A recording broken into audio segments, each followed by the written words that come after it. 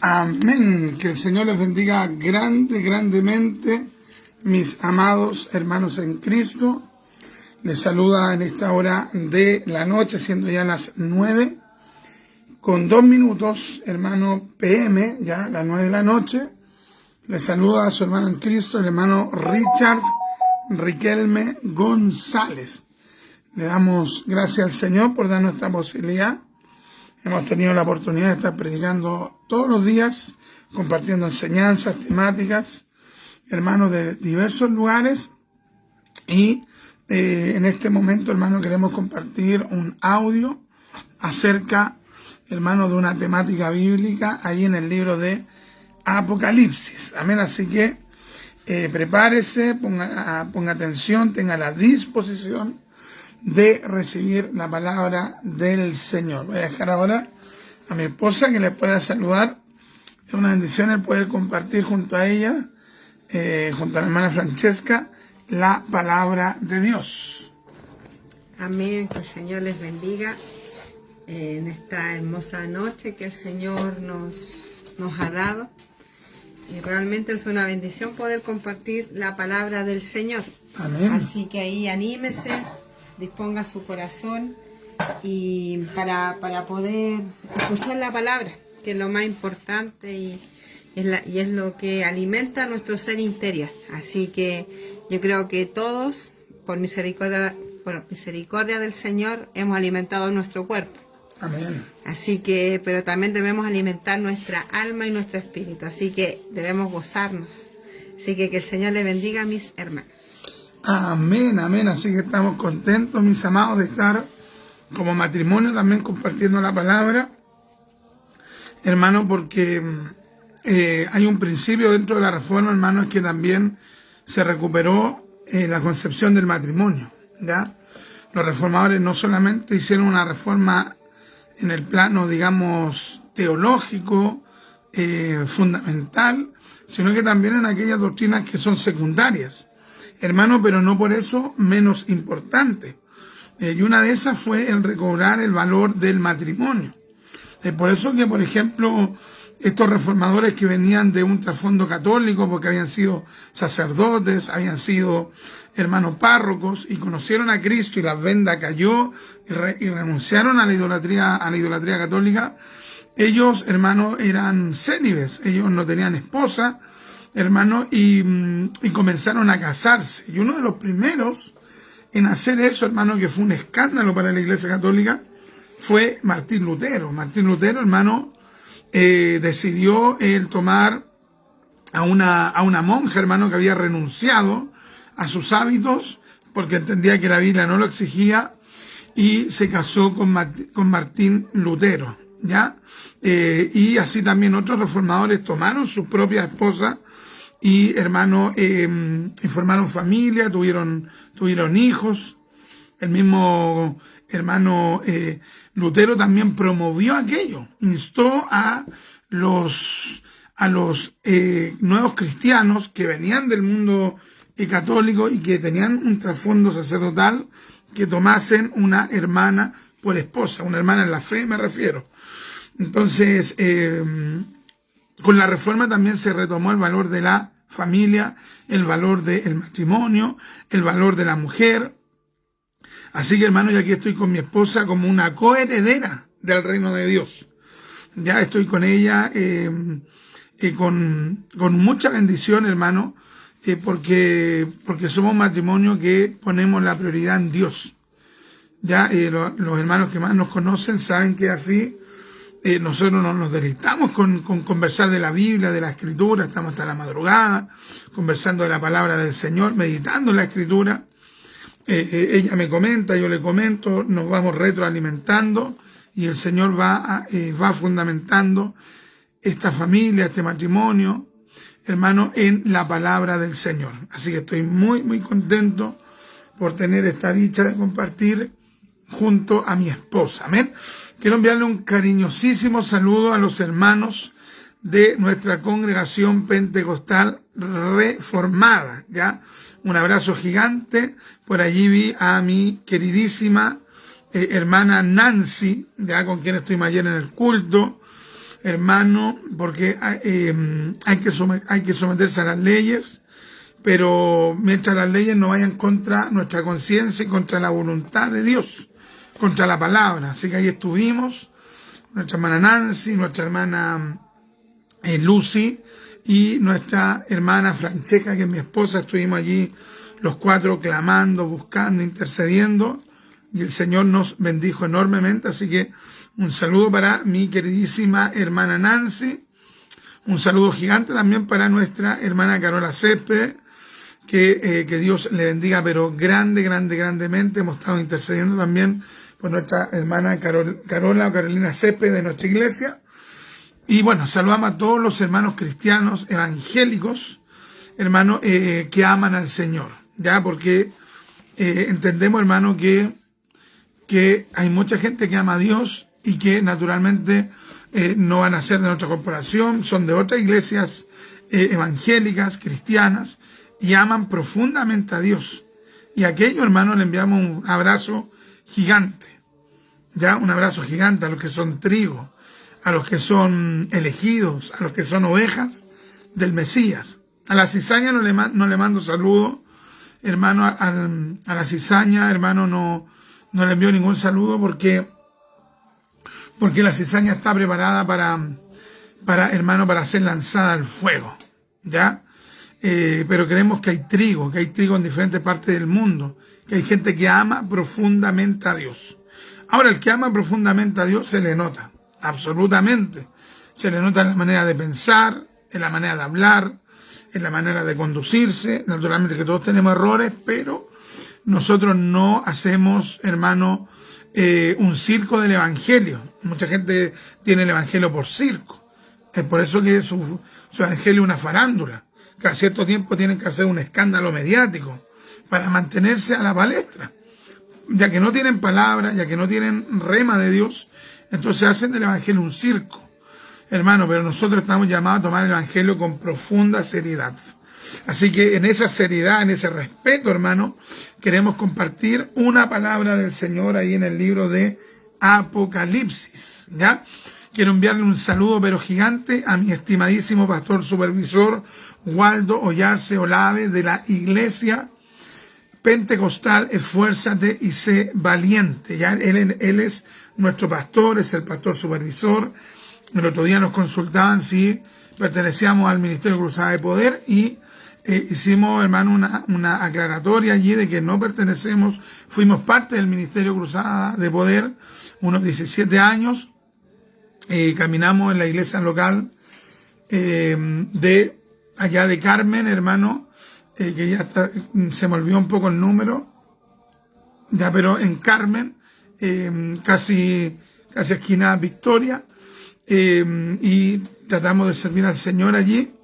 Y finalmente, por la decisión del Espíritu Santo, el Espíritu de Dios, hermano, nos permitió el trabajar con nuestro amado pastor Waldo Yarse y guardamos muy lindos recuerdos de la iglesia local en la que caminamos mucho tiempo, y naturalmente que guardamos muy lindos recuerdos de la Corporación Cruzada de Poder. Nosotros tenemos una muy buena relación, diálogo con los hermanos de Cruzada de Poder. Tenemos muchas amistades allí, conocidos, pastores con los cuales compartimos mucho, con diálogo, conversación. Así que a ellos también les enviamos un abrazo gigante. Y bueno, es una bendición porque uno puede cambiarse de corporación por voluntad de Dios, naturalmente. Y eso no significa que si uno sale de un lugar, la gente de ese lugar deja de ser de Dios. Porque algunos tienen esa mente sectaria. Dejan un lugar y después andan diciendo que la gente que se quedó allí están todos perdidos.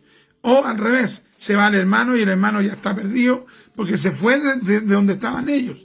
Entonces, no, esa mente, hermano, hay que desarraigarla, ese pensamiento, me refiero, porque no es bíblico. Ya, así que nosotros trabajamos con nuestro pastor Waldo Yarse, que ha sido una tremenda bendición, a quien amamos en Cristo entrañablemente. Entrañablemente implica desde las entrañas, desde lo más profundo de nuestro corazón. ¿Ya? Así que bueno, vamos a leer la palabra ahí en Apocalipsis, capítulo 2, Vamos a leer desde el versículo 12 al versículo 17 y le voy a pedir a mi esposa que pueda leernos esta gloriosa palabra del Señor ahí en Apocalipsis, capítulo 2, del versículo 12 al versículo 17, y que el Señor nos pueda bendecir con esta lectura. Amén. Bueno, Apocalipsis capítulo 2, versículo 12, en el nombre de nuestro Señor Jesucristo. Y escribe el ángel de la iglesia en Pérgamo. Amén. El que tiene la espada aguda de 2 filos dice esto: Yo conozco tus obras y de dónde moras, donde está el trono de Satanás, pero retienes mi nombre y no has negado mi fe, ni aun en los días en que Antipas, mi testigo fiel, fue muerto entre vosotros, donde mora Satanás. Pero tengo unas pocas cosas contra ti, que tienes ahí a los que retienen la doctrina de Balaam, que enseñaba a Balac a poner tropiezo ante los hijos de Israel, a comer de cosas sacrificadas a los ídolos y a cometer fornicación. Y también tienes a los que retienen la doctrina de los nicolaitas, la que yo aborrezco. Por tanto, arrepiéntete, pues si no, vendré a ti pronto y pelearé contra ellos con la espada de mi boca. El que tiene oído, oiga lo que el Espíritu dice a las iglesias. Al que venciere, daré a comer del maná escondido, y le daré una piedrecita blanca, y en la piedrecita escrito un nombre nuevo, el cual ninguno conoce sino aquel que lo recibe. Amén. Qué tremenda lectura de la palabra del Señor. Vamos a ver unos comentarios en cuanto, digamos, a una introducción acerca de Pérgamo y de aquel lugar. Bueno, este comentario dice la carta de Pérgamo, destino 2 del capítulo 2, versículo 12. Las dos partes del nombre Pérgamo, situado a unos 72 kilómetros al norte de Esmirna y a 120 al norte de Éfeso, significan elevación y matrimonio. Durante muchos siglos fue un reino independiente, pero llegó a formar parte del Imperio Romano en el 130 a.C. Y allí se encontraba el único templo provincial del culto imperial en Asia, erigido en honor de Augusto César, que reinó cuando nació Jesús. También se jacta de tener una de las mejores bibliotecas de la antigüedad, formada por unos 200.000 libros, todos manuscritos, y era el lugar donde se usó por primera vez el pergamino. Amén. Los papiros, que se desintegraban en un periodo de tiempo relativamente corto, fueron reemplazados por pieles de más larga duración. Esta es otra evidencia de la providencia de Dios, porque de otra manera hoy dispondríamos de muchas copias, menos de los antiguos manuscritos del Nuevo Testamento. Esta iglesia puede caracterizar el periodo que comienza con la legalización del cristianismo por Constantino en el 313 después de Cristo. Amén. Bueno, otra cosa también que podemos mencionar acerca de la ciudad de Pérgamo es que era una ciudad que estaba entregada a la adoración de muchos ídolos griegos. Había muchos ídolos griegos y habían dos, digamos, divinidades que sobresalían dentro de los cultos religiosos que habían allí en Pérgamo, ¿ya? Uno de esos dioses se llamaba Baco, ¿ya? Baco, el dios Baco. ¿Y quién era el dios Baco? El dios Baco era el dios de la juerga, También estaba el dios Asclepios, que era el dios de la sanidad. Entonces, en esta ciudad, hermano, de Pérgamo, había muchos cultos hermano, y lo que más pedía, hermano, el emperador, digamos, lo que más le solicitaba ese emperador a los gobernadores y en particular al gobernador de esa localidad, es que todos los cultos, todas las religiones colaborasen para que hubiese una unidad. O sea, este emperador con el gobernador promovían lo que hoy conocemos como una especie de ecumenismo o diálogo interreligioso. Ellos enfatizaban en que colocasen la mirada, hermano, en las cosas que les unían y no en las cosas que les separaban.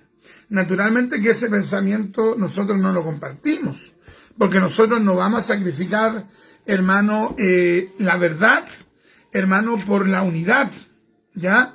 Nosotros no podemos sacrificar la verdad por una unidad. Nosotros no podemos sacrificar el amor por la tolerancia.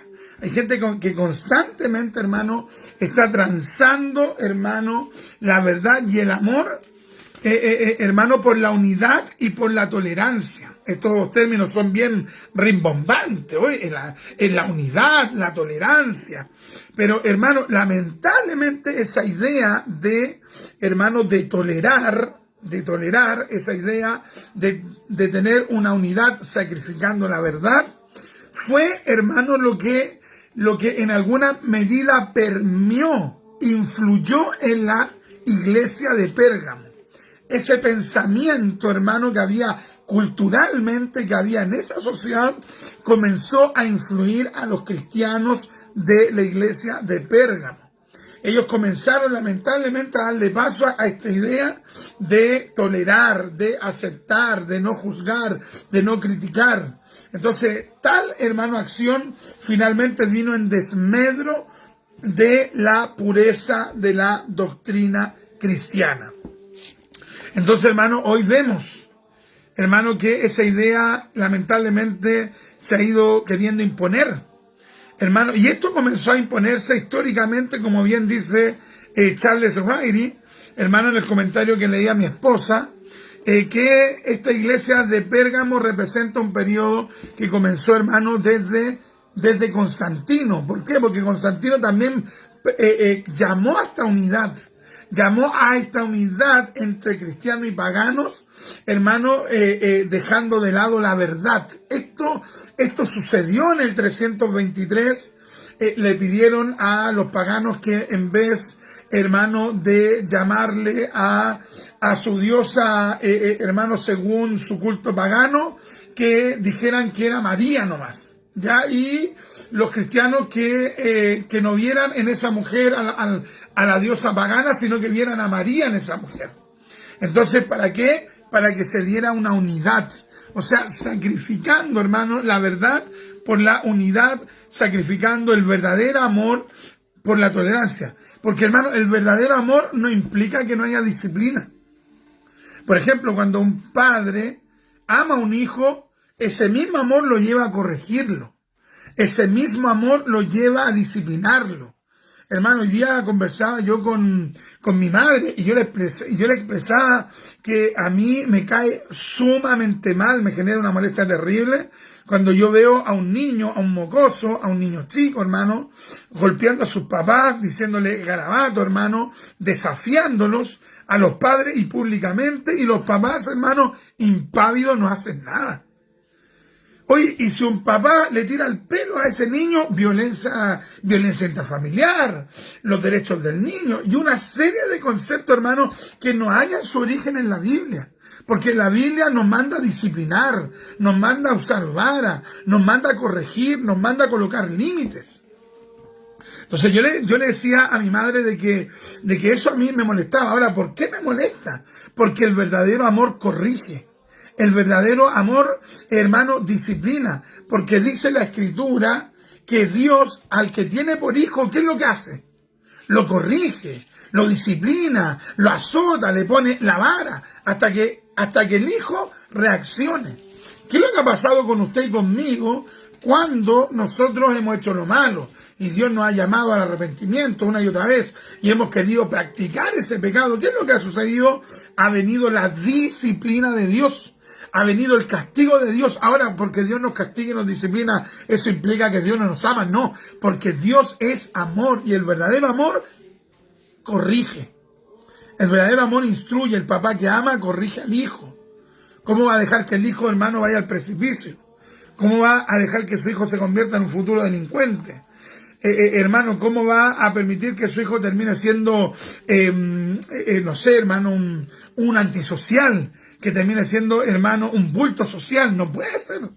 Porque es tu amor el que te lleva a querer hacer reaccionar a tu hijo. Entonces la iglesia de Pérgamo se había vuelto sumamente tolerante. Entonces de eso, hermano, quiero que nosotros podamos meditar en esta hora. Hay muchas cosas que decir con respecto a la iglesia de Pérgamo. Hay muchos tópicos que tocar, hay muchos tópicos que abordar, hermano, pero debido a el tiempo vamos a poner, hermano, el ojo, hermano, el énfasis, hermano, en ese versículo, hermano, que nos habla acerca, hermano, de lo que ellos estaban tolerando, de lo que ellos estaban aceptando.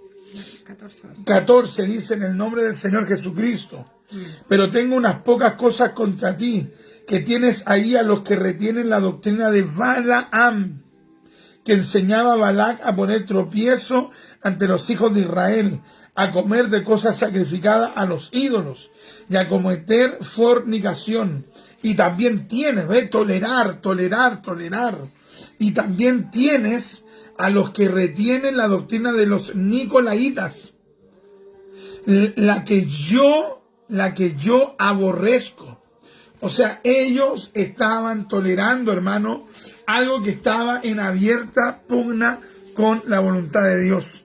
Y hay gente que dice: pero es que ¿para qué lo va a disciplinar? ¿Para qué lo va a corregir? Hoy día estamos en un tiempo cuando los hermanos no quieren que los corrijan. Los hermanos no quieren que los disciplinen, los hermanos no quieren que el líder los amoneste, que les diga: esto está mal, hermano, esto no es bíblico, esta enseñanza, esta idea que usted tiene en su mente no es cristiana. Usted tiene que desarraigar ese pensamiento. Se enojan, se amurran, dicen: no, esta iglesia no me gustó, esta iglesia no cumple mi expectativa. Hermano, yo le he llamado la atención a algunas personas y se han enojado. Se han enojado y no han soportado que yo les diga que ellos están equivocados. Un día una persona me dijo: hermano, es que yo no estoy de acuerdo con esto que usted dijo. Y yo le dije: hermano, usted está equivocado por esto. Argumento bíblico, argumento teológico, argumento histórico, argumento exegético. Y sabe que el hombre, en vez de aceptar, no aceptó. ¿Por qué? Porque él ya había determinado tener un pensamiento. ¿Por qué? Porque no estaba él sujetándose a la Biblia, porque el hermanito no quería sujetarse a la palabra de Dios. Entonces cuando se corrige, cuando con el amor naturalmente del Señor, cuando se dice esto está mal, la gente, hermano, se amurra y dice: me voy, me aburrieron. Bueno, pero ¿qué quiere la gente? ¿Quiere estar en una iglesia de Pérgamo? En una iglesia donde le aguante sus ideas torcidas, no bíblicas. ¿Quieren algunas personas que le digan: sí, hermano, si todo lo que usted cree es bíblico? Lamentablemente, hermano, la iglesia de Pérgamo estaba tolerando dos herejías. La herejía, hermano, de Balaam. Hermano, la herejía de Balaam consiste básicamente, hermano, en querer vender, hermano, y en querer comprar lo de Dios. Qué tremendo, hacer de la fe un negocio. Y también, hermano, estaban, hermano, los que, hermano, promovían la doctrina de los nicolaitas. La doctrina de los nicolaitas. Entonces tenemos estas dos herejías. La herejía de Balaam y la herejía, hermano, de los nicolaitas. Entonces, frente a aquello, frente a la herejía, ¿cómo nosotros deberíamos reaccionar? Frente a la herejía, nosotros, ¿cómo deberíamos reaccionar? ¿Cómo usted reacciona frente a la herejía? Ya vamos a estar un poco hablando acerca de la doctrina de Balaam y, hermano, de la doctrina, hermano, de los nicolaitas. ¿Cómo usted reacciona frente a la herejía? Usted quiere aceptar la herejía, usted quiere darle rienda suelta a su pensamiento. Algunos hermanos quieren ser libres pensadores en la iglesia. Oye, es que la iglesia no está para los libres pensadores. Ya, algunos dicen, hermano, tranquilo, porque yo soy un libre pensador. No, es que en la iglesia no están los libres pensadores validados bíblicamente, no. En la iglesia tienen que estar los que, como dijo Pablo, tienen, hermano, su conciencia, hermano, todo supeditado a la palabra de Dios. ¿Qué es lo que dijo Pablo? Y llevando todo pensamiento cautivo a la obediencia a Cristo. Y Cristo nos dio su palabra. Entonces todo debe estar sujeto, supeditado, subordinado, hermano, bajo la autoridad de la palabra de Dios. Hermano Richard, es que yo quiero ser un libre pensador. Se equivocó del lugar. Se equivocó del lugar. Si usted quiere ser un libre pensador, tiene que irse donde los agnósticos, donde los ateos, donde los escépticos, donde los incrédulos, donde los paganos. Si usted quiere ser un libre pensador, tiene que irse para allá. La iglesia evangélica, la iglesia cristiana, la iglesia pentecostal, la iglesia reformada tiene un libro autoritario, que es la Biblia. Y es la Biblia la que nos manda a nosotros. Hermano, es que yo quiero darle mi idea de tales cosas, mis pensamientos. Es que yo quiero explicarle que yo quiero unir las religiones. Es que yo quiero sacar lo bueno de todas las creencias, ¿no? Es que aquí Dios nos llamó a sujetarnos a la palabra de Dios. El mismo Martín Lutero también, ¿qué es lo que dijo? Mi conciencia está cautiva o prisionera de la palabra de Dios. Entonces el cristiano lo que hace es pensar según la Biblia.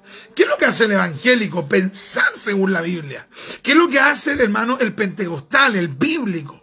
Pensar según la Biblia. Y no solamente pensar, posteriormente hablar según lo que dice la Biblia. Y por último, actuar, proceder según la palabra de Dios. Y podríamos añadir un cuarto elemento, que es sentir según la palabra de Dios. Ese tipo de cristianos son los que se van en el arrebatamiento. Ese tipo de evangélicos van a irse a la patria celestial. Pero estos libres pensadores, estos hermanos esotéricos, estos que mezclan las religiones, estos ecuménicos, hermanos, estos que promueven el diálogo interreligioso, eso no, hermanos, no son verdaderos cristianos. Entonces, ahora vamos a hablar un poco acerca de cuál era la herejía, hermano, de Balaam. Ya de manera sucinta, vamos un poco a entender cuál era la herejía de Balaam, cuál era la herejía, hermano, que los hermanos de Pérgamo estaban tolerando. ¿En pro de qué? De la tolerancia. ¿En pro de qué?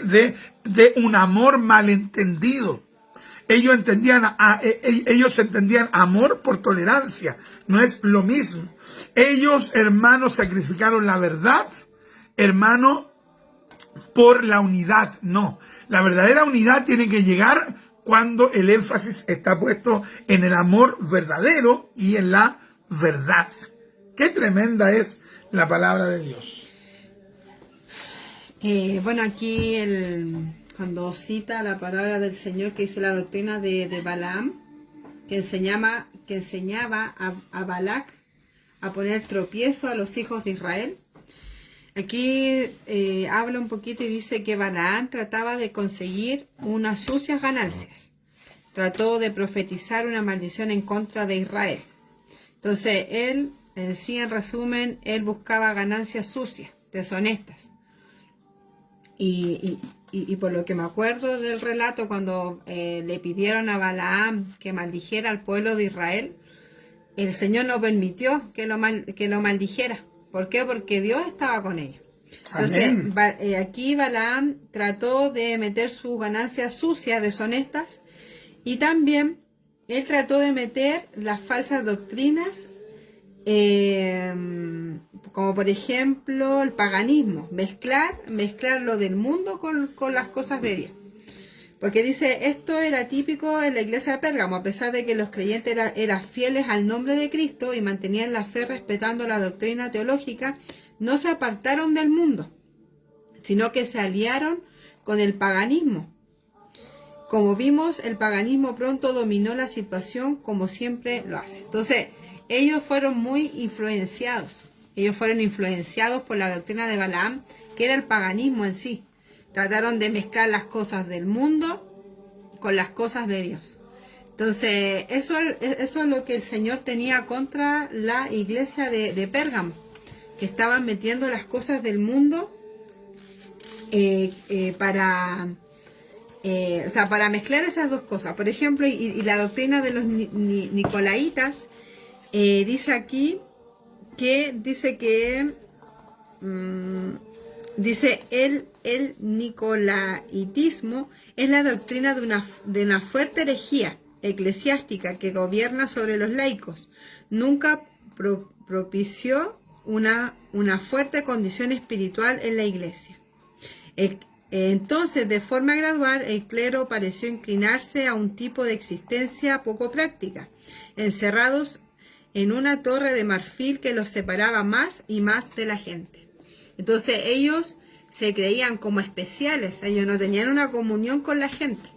Claro. Los nicolaitas. De hecho, quería mencionar como paréntesis que los nicolaitas fueron los que comenzaron a hacer la diferencia entre los líderes y los hermanos, entre el clero, hermano, y el común de la persona, que ellos le llamaban hermanitos, digamos, en un lenguaje popular. Entonces, esa diferencia, hermano, entre el que es un líder y el que es un hermano fue fomentado por los nicolaitas. Fueron los nicolaitas que comenzaron a imponer ese sistema piramidal, donde ya el hermano no se relaciona con su líder como con un igual. Claro, una persona que tiene autoridad, pero igual, hermano, con una persona que tiene la misma salvación que ellos tienen. No, ellos impusieron la idea de que el líder era prácticamente un ser superior. Claro, y de hecho aquí dice, cada vez que el clero pierde el contacto con la gente, deja de ser una herramienta efectiva en manos de Dios. Entonces, siempre el Señor habla de que somos iguales, en la salvación somos todos iguales. El Señor pone, sí, personas, pastores, líderes, para liderar una iglesia. Pero los nicolaitas se fueron como al otro extremo, de que no tenían que tener ni un contacto con la gente del pueblo. Entonces, y vemos en la Biblia que el Señor Jesucristo, que el pastor de pastores, Él siempre quiso estar con la gente, Él siempre quiso estar con sus discípulos, y de hecho Él pasaba la mayor parte de su tiempo con los discípulos y con la gente que quería escucharle hablar. Entonces, por eso yo creo que el Señor les dice a la iglesia de Pérgamo esto, porque a Él no le gustaba lo que ellos estaban haciendo. Estaban siendo influenciados por estas doctrinas que Dios nunca les enseñó. Eso yo creo que es porque el Señor, Él nos demanda algo, nos manda hacer algo, pero aquí esta gente se está yendo para otras enseñanzas. Nos están dejando guiar solamente por la palabra del Señor. Amén. Quiero leer este mismo texto, el versículo 14, en la Nueva Traducción Viviente, que dice así: en el nombre del Señor Jesucristo. Amén. Pero tengo unas cuantas quejas en tu contra. Toleras a algunos, ¿ves? Aquí usa la palabra tolerar. Toleras a algunos de entre ustedes que mantienen la enseñanza de Balaam, quien le enseñó a Balac cómo hacer tropezar al pueblo de Israel. Ya aquí le dice, digamos, el Señor, de que ellos toleraban. Ya dice, pero tengo unas cuantas quejas en tu contra. En tu contra. Toleras a algunos de entre ustedes que mantienen la enseñanza de Balaam, que mantienen. ¿Qué significa que mantienen? Que estas personas se habían convertido, estos que todavía, hermano, tenían esta idea. Ellos venían de un mundo pagano, ellos venían de un mundo, hermano, con falsas doctrinas, venían de cultos paganos, del politeísmo, Entonces estas personas llegaron a la iglesia de Pérgamo, conocieron, hermano, el evangelio, los comenzaron a instruir, les comenzaron a enseñar, les comenzaron a ministrar la palabra de Dios y ellos comenzaron a crecer, ¿ya? Ese es el sentido de esto. Ellos comenzaron a crecer, pero no renunciaron a sus antiguas creencias. Entonces esto lo quiero explicar con plena claridad. Si una persona viene del mundo esotérico, no puede pretender que va a conocer al Señor y que la iglesia le va a aceptar que él mantenga algunas ideas que él traía del esoterismo. O los católicos que se convierten a Cristo, ellos no pueden pretender que nosotros le aceptemos, por ejemplo, su adoración a María. O sea, hay gente, hermano, que está en la iglesia, pero que mantiene cosas de su antigua creencia. Entonces, si vienen del mormonismo, traen algo del mormonismo. Si vienen de los testigos contra Jehová, traen algo, hermano, de los testigos de Jehová. Si algunos vienen, hermanos, del mundo hinduista, traen sus creencias y, hermanos, saben que la Biblia habla de la resurrección, pero ellos no, ellos todavía creen que puede haber alguna reencarnación. Entonces mantienen ideas. Si uno les pregunta acerca de Cristo, dice que aman a Cristo, que quieren seguir a Cristo, pero hermano, resulta que todavía tienen ideas que están en contradicción con la palabra. Hay un choque y ellos saben que la palabra no les tolera esa creencia, pero los porfiados, los contumaces, quieren, hermano, imponer su criterio sobre la palabra de Dios. Entonces nosotros, hermanos, somos llamados a combatir eso, a combatirlo. Y mire cómo dice el Señor Jesucristo. Él dice, hermano, voy a leer el texto mejor, dice, y también tienes a los que retienen la doctrina de los nicolaitas. Y después dice, la que yo aborrezco. Oye, ¿tú sabes que el Mesías aborrece algunas creencias? Y sobre todo aquellas creencias que están en contra de la verdad evangélica. El Mesías, esto es para todos los que sacrifican la verdad. Esto es para todos los que sacrifican la doctrina cristiana. Les digo con todas mis fuerzas, el Mesías también aborrece las herejías. El Mesías aborrece cuando distorsionan la naturaleza del evangelio. El Mesías aborrece cuando la gente quiere vender el evangelio por dinero. Cuando los neopentecostales promueven su idea de la ofrenda de pacto y quieren comprar a Dios, como que si Dios hiciera negocio con los cristianos para entregarle un milagro, eso el Mesías lo aborrece. Dios aborrece cuando hay un líder, cuando hay un pastor que se cree, hermano, un ser especial. Dios lo aborrece, hermano, así como Dios aborrece cuando el Papa se cree el vicario de Cristo, así también, hermano, el Dios eterno, el Mesías, la segunda persona de la divinidad, junto al Padre y al Espíritu Santo, aborrecen que un hombre se coloque en el lugar de Dios. El Mesías aborrece, hermano, cuando hay gente que cree en la reencarnación, cuando gente cree en el aura, cuando hay gente que quiere mezclar las doctrinas cristianas con las herejías de la mente reprobada del mundo. Entonces aquí, hermano, vamos a actuar como Antipas. ¿Quién fue Antipas? Un hombre que amó a Dios. ¿Quién fue Antipas? Un hombre que amó profundamente a Dios y que fue sacrificado. Hermano, fue asesinado. Antipas fue el primer mártir por no transar la verdad. Amén. Bueno, yo buscaba la palabra aborrecer, porque como dice, la que yo aborrezco. Y aborrecer puede significar rechazo y repudio. Entonces, ¿cómo el Señor rechaza eso? Rechaza esas doctrinas. Y de hecho yo me recuerdo que, no me acuerdo en qué parte, que el apóstol Pablo le dice, cuando habla, le dice a, parece que los Corintios me parece, que cuando dice que como que también estaban metiendo como cosas extrañas en la iglesia. Y el apóstol Pablo los tuvo que reprender, porque también estaban... A los Gálatas. A los Gálatas, ya. A los Gálatas que también estaban estaban siendo como muy influenciados por la misma cultura. Entonces el Señor nos manda a no ser influenciados y aborrecer, porque si el Señor aborrece eso, nosotros también debemos rechazar eso. Ya, sentir ese repudio a eso. Claro, porque muchas veces dicen, no, si el Señor solamente repudia eso. Pero nosotros que amamos al Señor y llamamos la verdadera doctrina del Señor, nosotros debemos también rechazar eso. Y como decía Richard, mi esposo, hay mucha gente que mezcla cosas. Sobre todo la gente que viene, yo que conozco varias personas, sobre todo una, que mezcla las cosas como esotéricas. No puede mezclarse, o por ejemplo dice, no, si Jesús existió, pero es solamente un maestro dentro de todos los maestros que hay.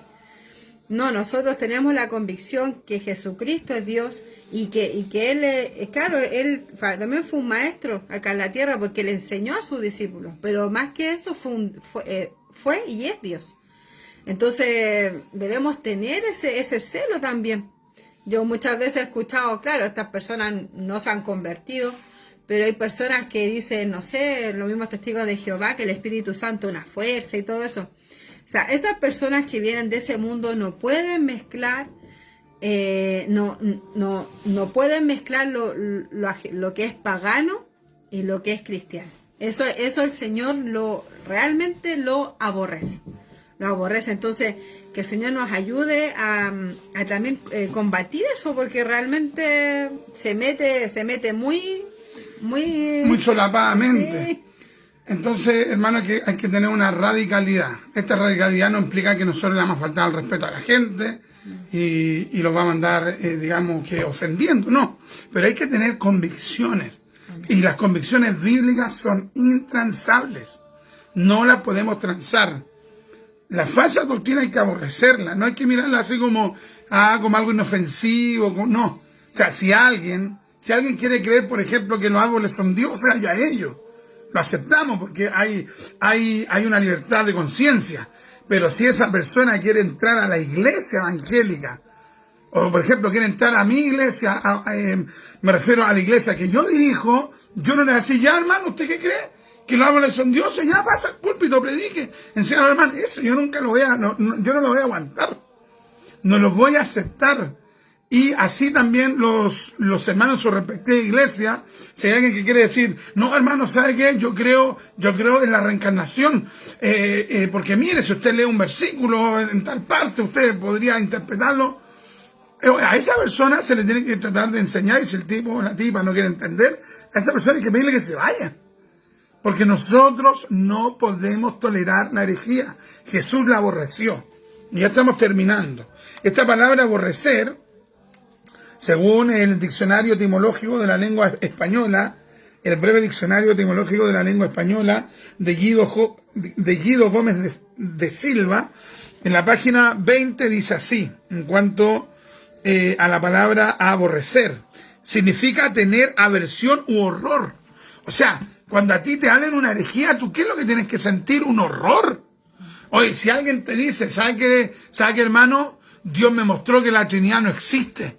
Oye, eso no te puede dejar como indiferente, ¿no? Eso te tiene que causar horror. Ya, causar horror.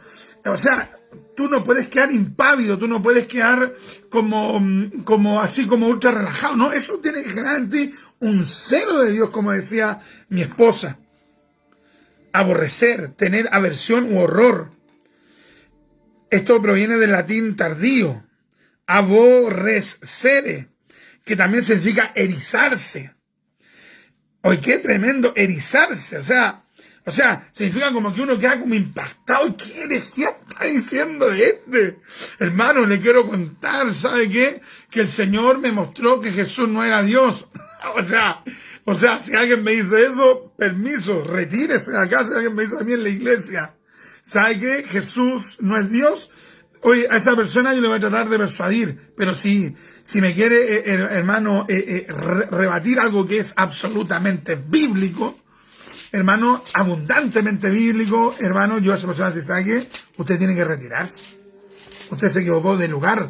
Usted tiene que ir a meterse al salón del reino. Usted tiene que ir a meterse donde los testigos de Jehová. Usted tiene que ir donde los cristadelfianos. Porque aquí en esta iglesia somos trinitarios y creemos en la deidad de Cristo.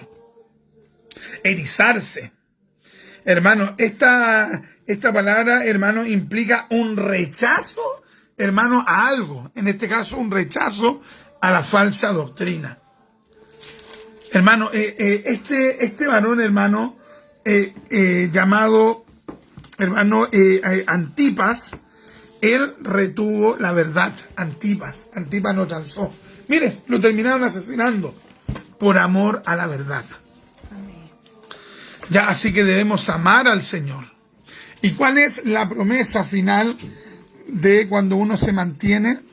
¿Cuál es la promesa que la Escritura nos da una promesa? Porque a las iglesias, hermano, que anden en su voluntad, les da una promesa. Les da una promesa y dice aquí en el versículo, voy a leer el 16. Por tanto, arrepiéntete, pues si no, vendré a ti pronto y pelearé contra ellos. ¡Qué tremendo! ¿Ve? Si el Mesías pelea contra ellos. ¿Y con qué pelea? Con la espada de mi boca, es decir, con la palabra, El que tiene oído, oiga lo que el Espíritu dice a las iglesias. Al que venciere, daré a comer del maná escondido, y le daré una piedrecita blanca, y en la piedrecita escrito un nombre nuevo, el cual ninguno conoce sino aquel que lo recibe. ¿Ya? O sea, hay una promesa para ti. Dios te va a dar de comer del maná, hermano, escondido, hermano, del alimento, hermano, espiritual, del alimento de vida eterna. ¿Pero a quiénes? A los que, hermano, no toleran tamañas herejías. Así que Dios les bendiga mucho. Nos hemos sentido muy, muy honrados por el Señor de compartir en esta hora la palabra del Señor. No sabemos si habrá algún saludo, algún comentario. Déjenos sus saludos, sus comentarios, indíquenos de qué lugar nos está oyendo, nos está escuchando. Y aferrémonos al Señor, aferrémonos a la palabra, tomémonos de la Escritura y no nos soltemos de Dios. No te sueltes de Dios. Sea lo que sea, ama a Dios, aférrate a Dios y el Dios de la gloria te dará la victoria. Así voy a dejar a mi esposa aquí que se pueda despedir y que luego pueda, que pueda elevar una oración y que luego se pueda despedir para que culminemos este tiempo con la bendición del Señor. Amén. Señor amado, vamos nuevamente delante de su presencia, Señor, dándole muchas gracias, Dios mío, por este momento que usted nos permite poder hablar de usted, Dios mío, de su palabra, Dios mío. Permítanos, Dios mío, no caer en eso, Señor. Sí. Mis hermanos también que no caigan en eso, Dios mío, porque usted les reprochaba eso a la iglesia de Pérgamo. Dios mío, ayúdenos, Señor, a ser firmes en nuestra convicción, a ser firmes en la doctrina suya, Dios mío, en su palabra, Señor amado. Y gracias por su palabra, Dios mío, porque su palabra alumbra, Señor amado, alumbra, Dios mío. Amén. Le damos gracias, Señor, en el nombre de su Hijo Jesús. Amén y amén. Amén. Qué tremenda bendición. Así que Dios les bendiga grandemente, mis amados en Cristo. Amén. Esperamos también que usted nos comente aquello que le dio el Espíritu Santo, algún versículo de la palabra. Y bueno, nos despedimos, hermano, con un Marán Atá, el Señor viene, y con un Soli Deo Gloria. Amén. Solo a Dios la gloria.